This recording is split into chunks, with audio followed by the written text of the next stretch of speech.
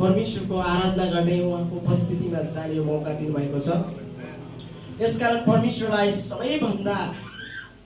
सबैभन्दा धेरै परमेश्वरलाई महिमा होस् र हामी हाम्रो जीवित परमेश्वरलाई सबैजना मिलेर हामी एकचोटि ताली बजाएर हाम्रो जीवित परमेश्वरलाई अगाडि तपाईँ खडा हुनुहुन्छ। परमेश्वरको निम्ति परमेश्वरको आराधना गर्नको निम्ति तपाईँ खडा हुनुहुन्छ। यसकारण तपाईँ र मैले गर्ने परमेश्वरलाई गर्ने जुनसुकै आदरको कुरा पनि त्यो हाम्रो आराधना हो जीवन।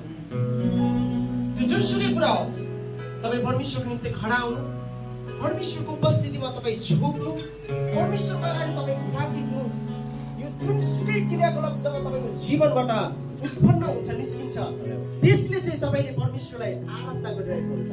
आमेन आमेन हालेलुया। हामी आज यो अपराह्न तपाईँ र म कतिजना दिउँसो होइन हिजोको दिनसम्म ड्युटी गरेर थाकेर आज विश्राम लिन्छु रेस्ट गर्छु भनेर बस्ने अवस्था हामी यहाँ आएका छौँ। यसको मतलब हामी यहाँ जस्तो आएको आज त्यस्तो फर्किने छैनौँ। तर आज हामीले याकुबलाई हेऱ्यौँ भने पाउँछ जब याकुबको परमेश्वरसँगको भेट भयो अनि याकुबले जबसम्म परमेश्वरले याकुबलाई आशिष दिनुहुन्न, जबसम्म याकुबले भनेको कुरा परमेश्वरले दिनुहुन्न तबसम्म परमेश्वरलाई जान नदिने नछोड्ने कुरा त्यहाँनिर गरेका छन्। आज हामी यो प्राण तपाईँ र म परमेश्वरको उपस्थितिमा आउँदै गर्दाखेरि अनि यहाँ आजको भजन लेख्नुहुन्छ जबसम्म तपाईँले मलाई दिनुहुन्न परमेश्वर, जबसम्म तपाईँले मलाई आज यो प्राण छुनुहुन्न म तपाईँको घरबाट जान्न, म फर्किँदिनँ, म तपाईँको घरबाट चाहिँ आज म रित्तो हात फर्किँदिनँ भनेर यहाँनिर भन्दछन्। आज तपाईँहरू कतिजना निश्चित गर्न चाहनुहुन्छ, परमेश्वरसँग तपाईँ भन्न चाहनुहुन्छ प्रभु यो अपराह्न म तपाईँको उपस्थितिमा अलखोर मण्डलीमा आएको छु, आजको यो आराधनाबाट आजको वचनको सेवकाईबाट म जस्तो आएको त्यस्तै फर्किन चाहन्न।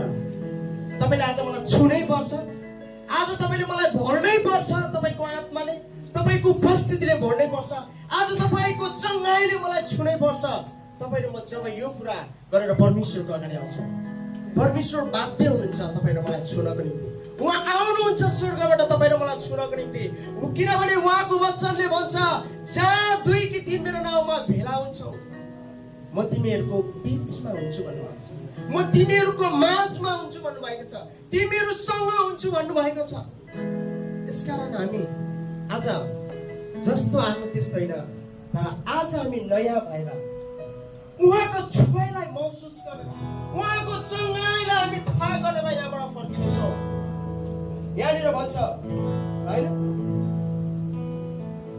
जबसम्म तपाईँले मलाई छुनुहुन्न म तपाईँको घरबाट जान्न, मलाई रित्तै आज नफर्काउनुहोस्। आज तर तपाईँले मलाई भनेर पठाउनुहोस्, आज तपाईँले मलाई छोएर पठाउनुहोस्, आज तपाईँले मलाई पूर्ण रूपमा तपाईँको उपस्थितिमा आनन्दित गरेर पठाउनुहोस्।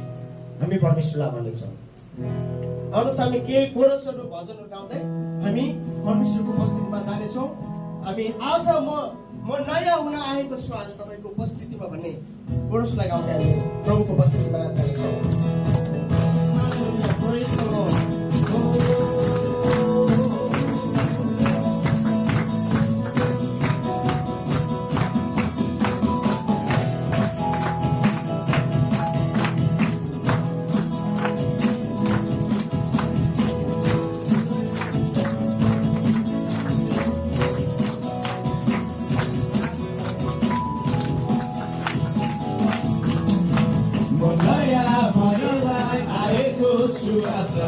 तपाईँको उपस्थितिमा स्वतन्त्र हुनलाई आएको छु आज तपाईँको द्वारमा, नयाँ हुनलाई आएको छु आज तपाईँको उपस्थितिमा,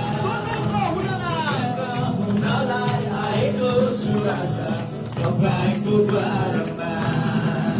मलाई नबजाउनुहोस् तपाईँको घरबाट जबसम्म छुनुहुन्न मलाई म जान्दैन।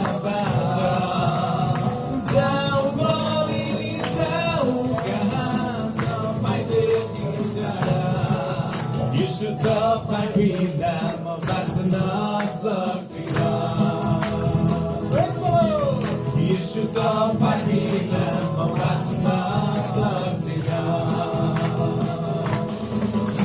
म निको हुनलाई आएको छु आज तपाईँको उपस्थितिमा शक्तिले भरिन आएको छु आज तपाईँको द्वारमा निको हुनलाई आएको छु आज तपाईँको उपस्थितिमा शक्तिले भरिन आएको छु आज तपाईँको द्वारमा मलाई नबचाउनुहोस् मृत्युमा यीशु तपाईँको घरबाट जबसम्म छुनुहुन्न मलाई म जान्दैन जाउँ अनि जाउँ कहाँ तपाईँ देखि जाँदा यीशु तपाईँ बिना म